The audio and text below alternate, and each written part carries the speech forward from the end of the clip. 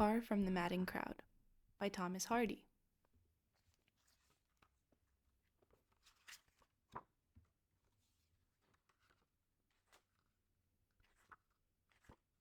Chapter 1.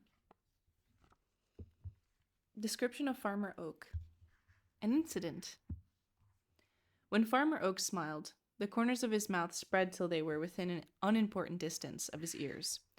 His eyes were reduced to chinks, and diverging wrinkles appeared around them, extending upon his countenance like the rays in a rudimentary sketch of the rising sun.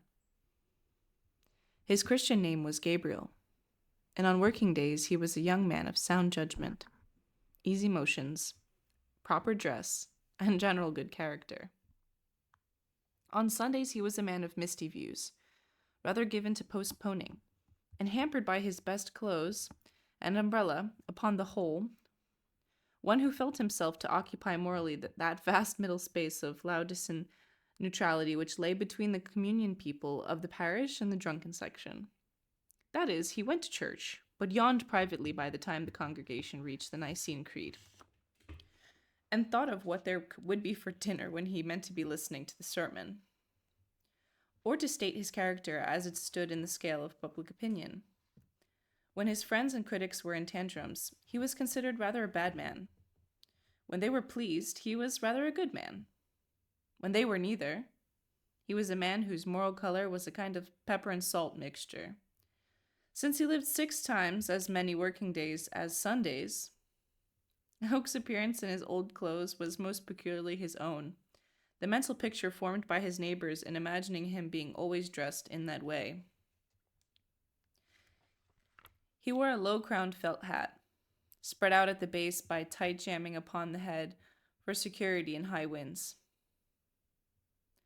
and a coat like Dr. Johnson's, his lower extremities being encased in ordinary leather leggings and boots emphatically large, affording to each foot a roomy apartment so constructed that any wearer might stand in a river all day long and know nothing about it, their maker being a conscientious man who endeavored to compensate for any weakness in his cut by unstinted dimension and solidity. Mr. Oak carried about him, by way of watch, what may be called a small silver clock. In other words, it was a watch as to shape and intention, and a small clock as to size.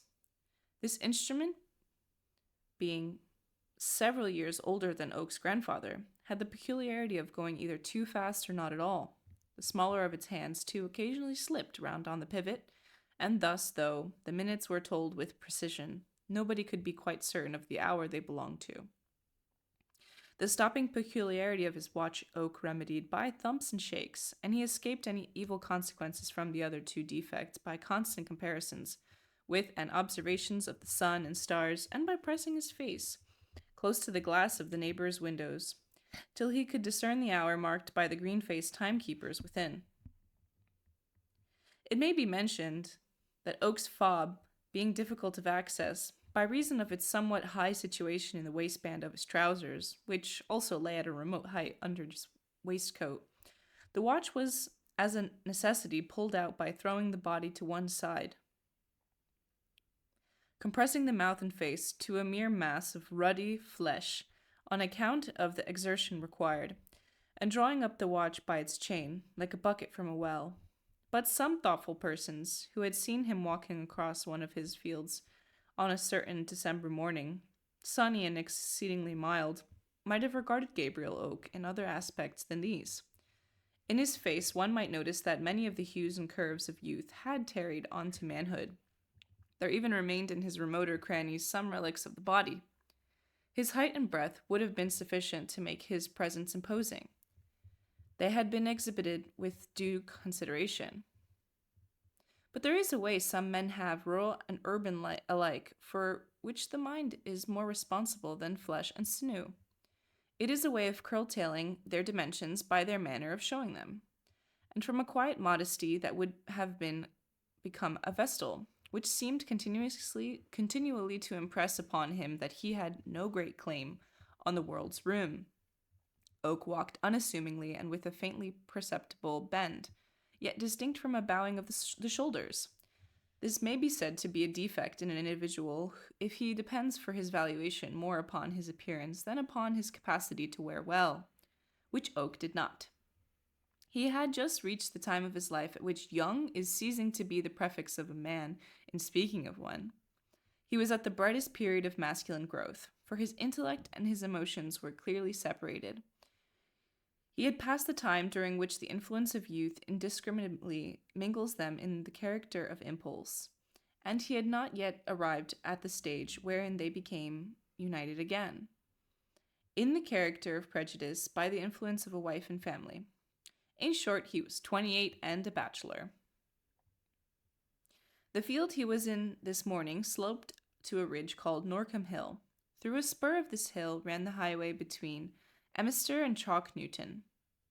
Casually glancing over the hedge, Oak saw coming down the decline before him an ornamental spring wagon, painted yellow and gaily marked, drawn by 2 horses, a wagoner walking alongside bearing a whip perpendicularly. The wagon was laden with household goods and window plants, and on the apex of the whole sat a woman, young and attractive. Gabriel had beheld this sight for more than half a minute, when the vehicle was brought to a standstill just beneath his eyes. "The tailboard of the wagon is gone, miss," said the wagoner. "Then I heard it fall," said the girl in a soft, though not particularly low voice. "I heard a noise I could not account for when we were running up the hill."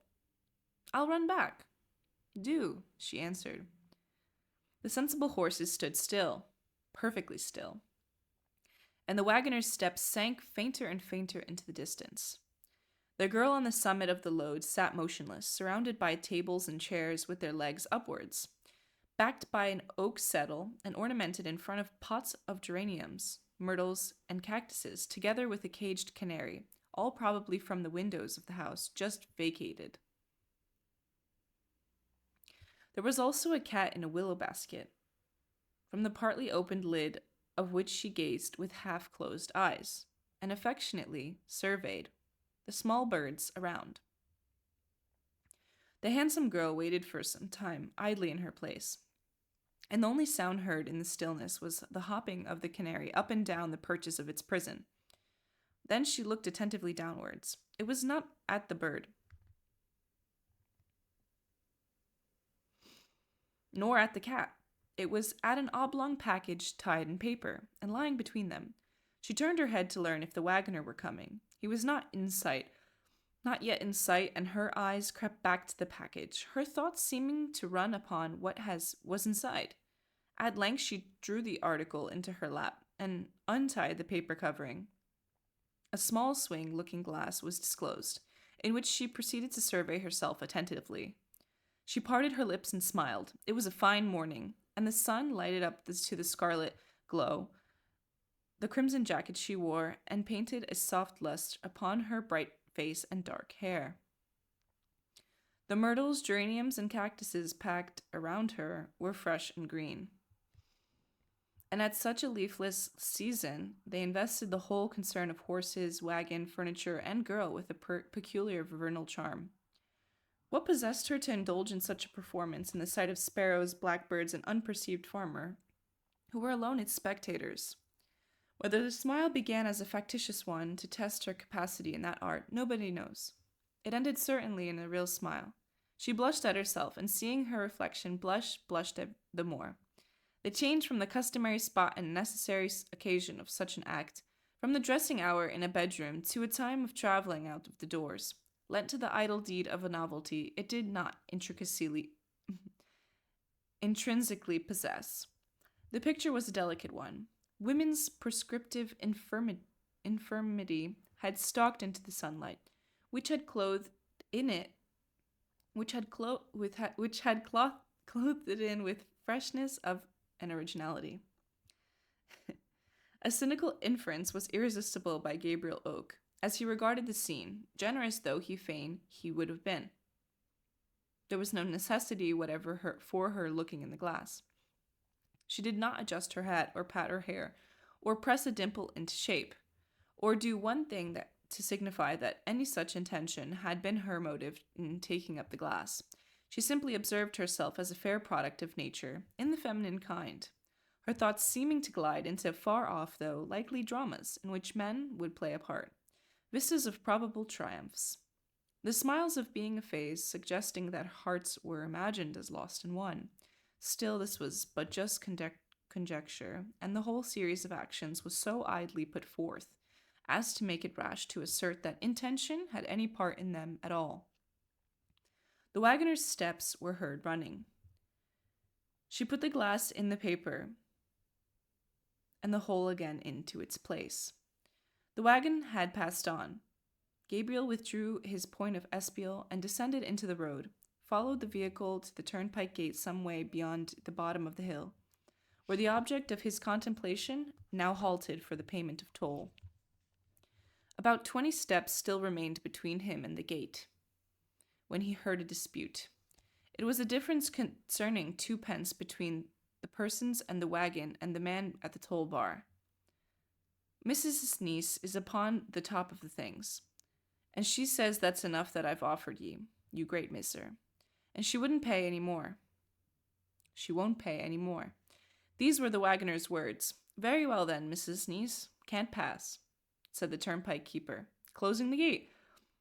Oak looked from one to the other of the disputants, and fell into a reverie. There was something in the tone of 2 pence remarkably insignificant.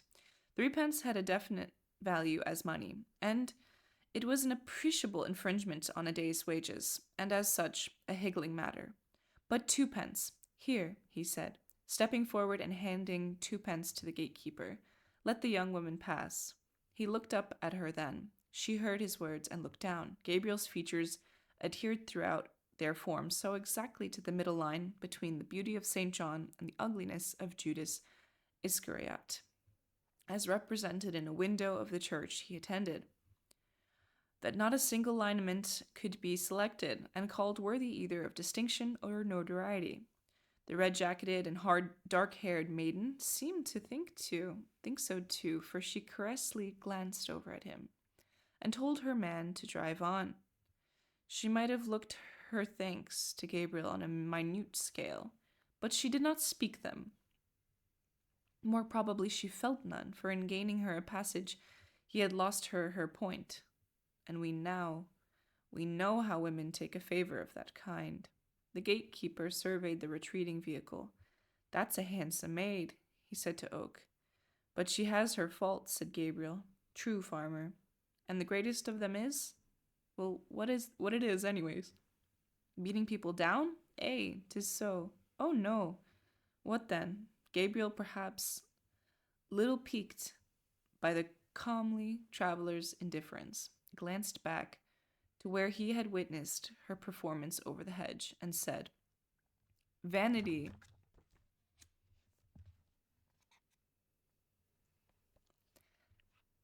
Chapter 2. Night. The flock. An interior. Another interior.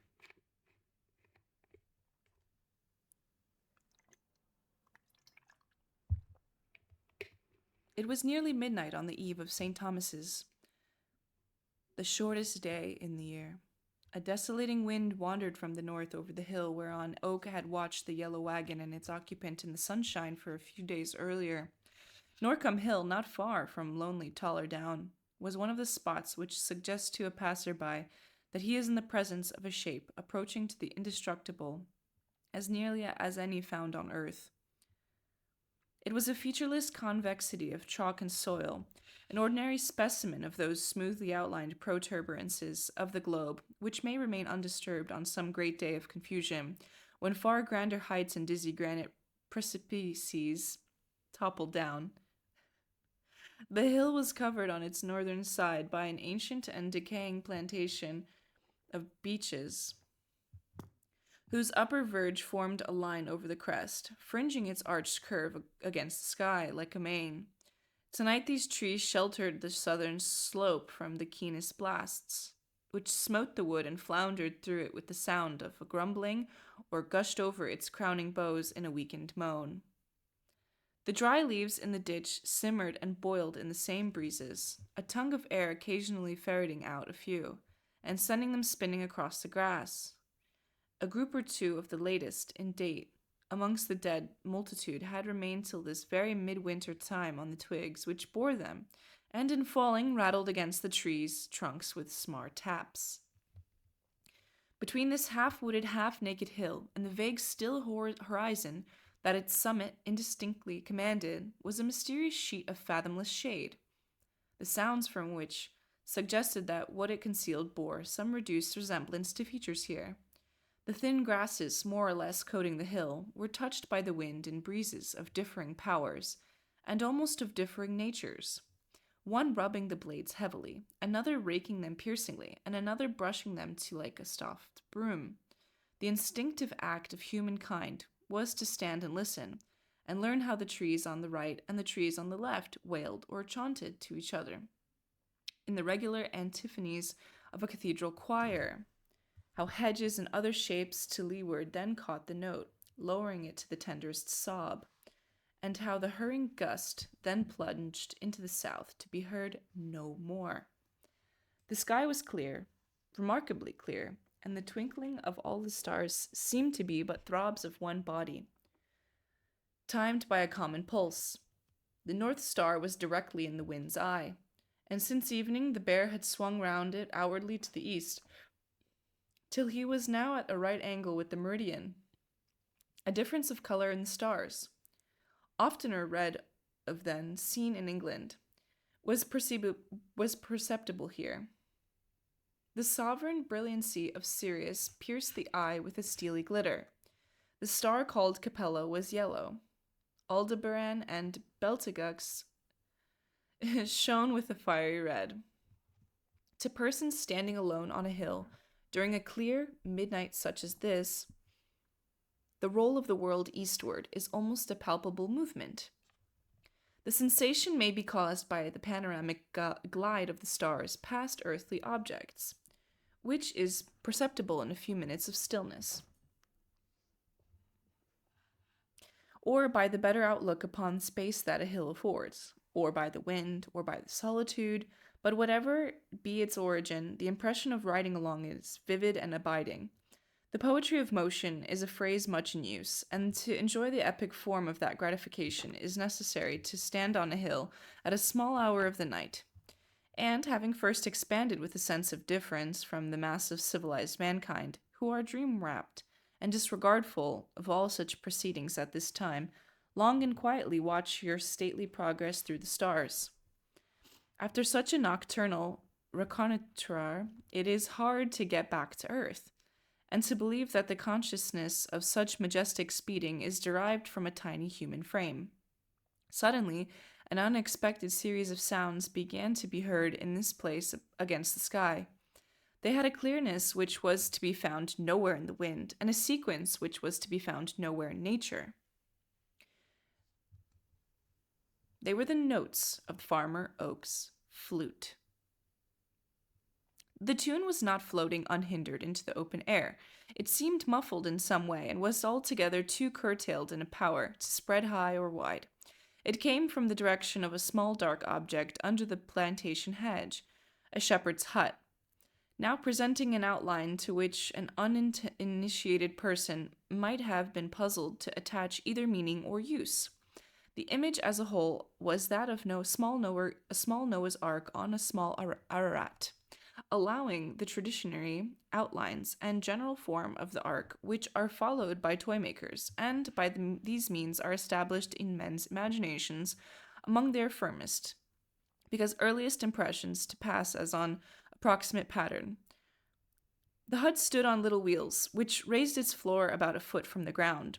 Such shepherds' huts are dragged into the fields when the lambing season comes on, to shelter the shepherd in his enforced nightly attendance. It was only latterly that people had begun to call Gabriel Farmer Oak. During the 12-month preceding this time, he had been enabled by sustained efforts of industry and chronic good spirits to lease the small sheep farm of which Norcombe Hill was a portion, and stock it with 200 sheep. Previously, he had been a bailiff for a short time, and earlier still a shepherd only, having from his childhood assisted his father in tending the flocks of large proprietors, till old Gabriel sank to rest. This venture, unaided and alone, into the paths of farming, as master and not as man, with an advance of sheep not yet paid for, was a critical juncture with Gabriel Oak, and he recognized his position clearly.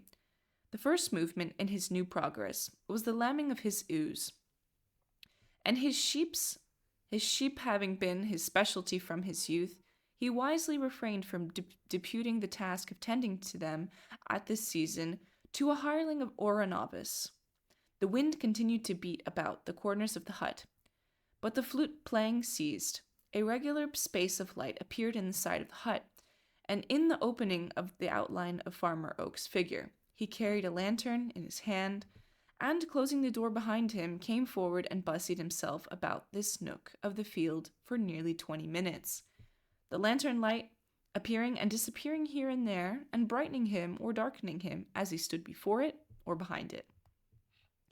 Oak's motions, though they had a quiet energy, were slow, and their deliberateness accorded well with his occupation. Fitness being the basis of beauty, nobody could have been denied that his steady swings and turns in and about the flock had elements of grace. Yet although if occasion demanded he could do or think a thing with as mercurial a dash as can the men of towns who are more to the manner born, his special power morally, physically, and mentally was static, owing little or nothing to momentum as a rule.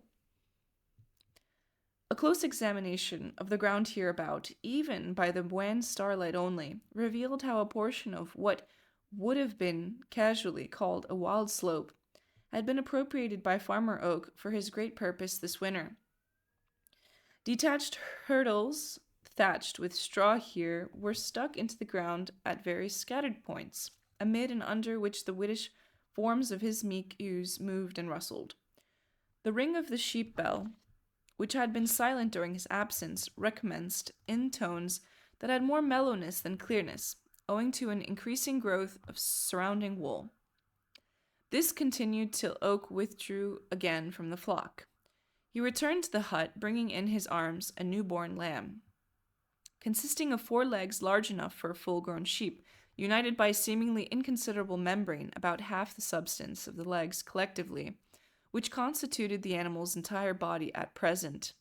The little speck of life he placed on a wisp of hay before the small stove, where a can of milk was simmering. Oak extinguished the lantern by blowing into it and then pinching the snuff, the cot being lighted by a candle suspended by a twisted wire. A rather hard couch formed on a few corn sacks thrown carelessly down, covering half the floor of this little habitation. And here the young man stretched himself along, loosened his woolen cravat, and he closed his eyes. In about the time a person unaccustomed to bodily labor would have decided upon which side to lie. Farmer Oak was asleep. The inside of the hut, as it is now presented itself, was cozy and alluring, and the scarlet handful of fire in addition to the candle, reflecting its own genial color upon whatever it could reach, flung associations of enjoyment even over utensils and tools. In the corner stood the sheep crook, and along a shelf at one side were arranged bottles and canisters of the simple preparations pertaining to ovine surgery and physic. Spirits of wine, turpentine, tar, magnesia, ginger, and castor oil being the chief. On a triangular shelf across the corner stood bread, bacon, cheese, and a cup for ale or cider, which was supplied from a flagon beneath.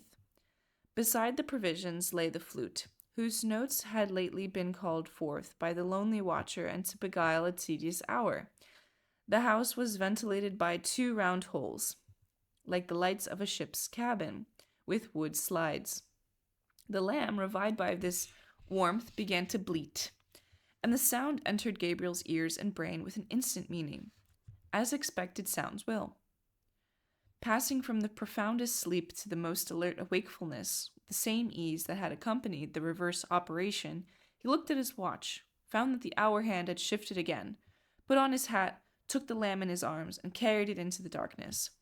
After placing this little creature with its mother, he stood and carefully examined the sky.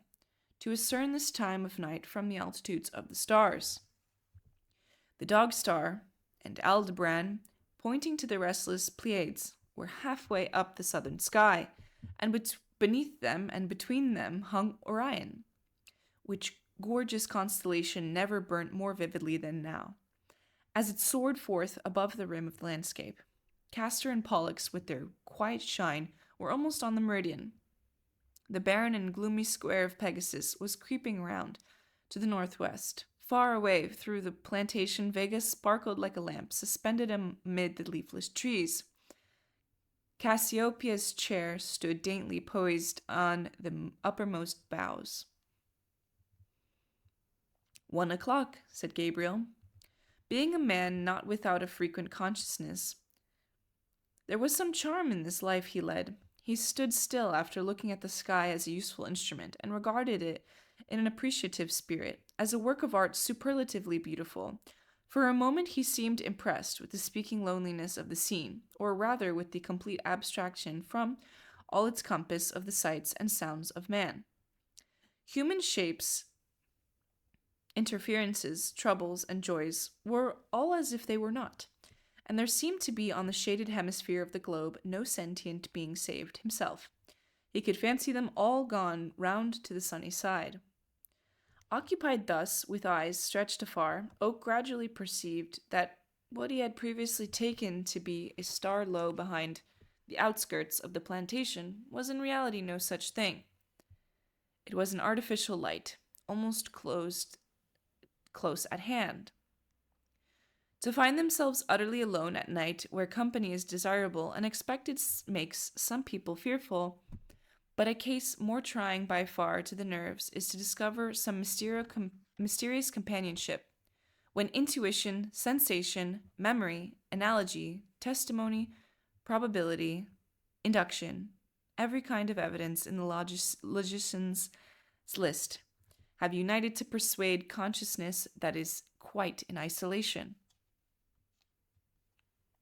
Farmer Oak went towards the plantation and pushed through its lower boughs to the windy side. A dim mass under the slope reminded him that a shed occupied a place here, the site being a cut into the slope of the hill, so that at its back part of the roof was almost level with the ground. In front it was formed of board nailed to the posts, covered with tar as a preservative. Through crevices in the roof and sides spread through streaks and dots of light, a combination of which made the radiance that had attracted him. Oak stepped up behind, where leaning down upon the roof and putting his eye close to the hole, he could see into the interior clearly. The place contained 2 women and 2 cows. By the side of the latter, a steaming bran mash stood in a bucket. One of the women was past middle age. Her companion was apparently young and graceful. He could form no decided opinion upon her looks, her position being almost beneath his eye, so that he saw her in a bird's-eye view, as Milton Satan first saw paradise. She wore no bonnet or hat, but had enveloped herself in a large cloak, which was carelessly flung over her head as a covering. "There, now we'll go home," said the elder of the 2, resting her knuckles upon her hips, and looking at their goings-on as a whole. "I do hope Daisy will fetch round again now. I have never been more frightened in my life, but I don't mind breaking my rest if she recovers." The young woman, whose eyelids were apparently inclined to fall together on the smallest provocation of silence, yawned without her parting lips to any inconvenient extent, whereupon Gabriel caught the infection and slightly yawned in sympathy. "I wish we were rich enough to pay a man to do these things," she said.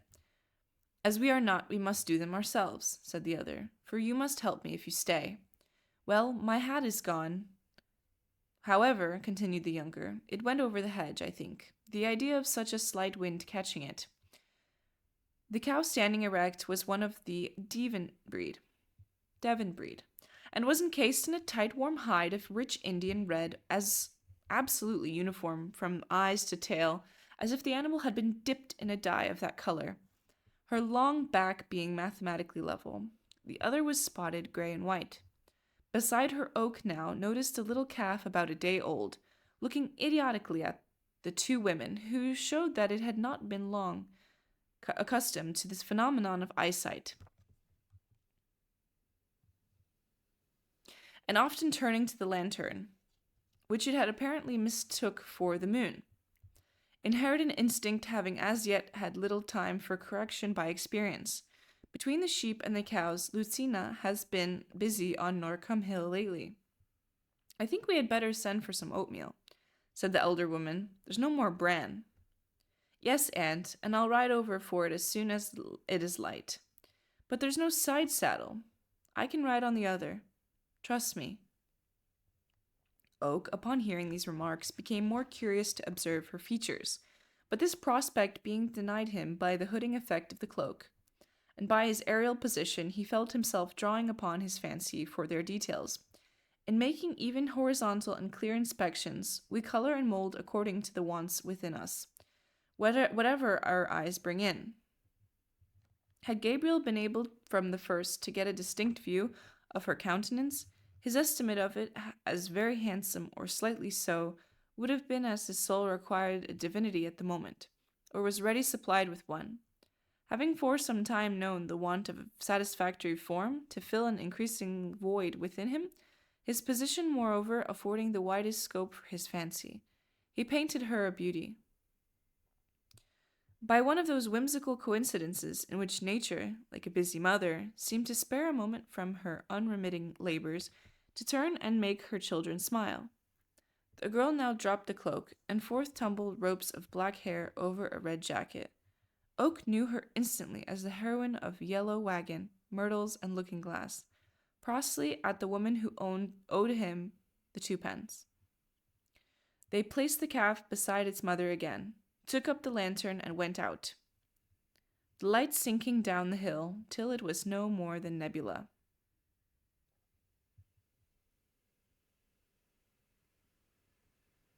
Gabriel Oak returned to his flock.